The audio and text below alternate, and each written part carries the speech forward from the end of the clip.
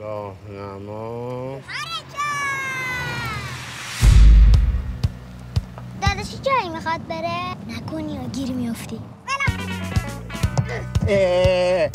ماشین امانتی مردم رو داغون کردی حیوان. میگم دارن تعقیبمون میکنن. من دارم میگم عادی باشین، میگه سر تو برگردون بری. اونه که رفت ماشین من بدبختم فروختیم خرج این بچه. چیکار داریم میکنیم با خودمون؟ مسافر توش؟ بله. آخر دوستا منتظرتونی. نمیتونستی بپرسی مثلا چپ راست؟ این که دیگه پا نمیخواست دهنتو باز میکردی میپرسی. سلام روستاییان. سلام. چونه مورد میشه خفشی. نگفتن کی میری؟ یه 2-3 روزی هم ممکنه علاف شه. میگم شما بری. اینجا ولت کنیم بریم. مامان تو من نمیشناسی. نرو.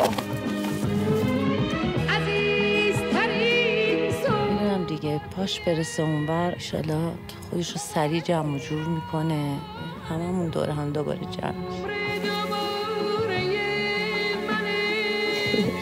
یه روزی میرسه که به این روزا میخند. واقعا میخندی؟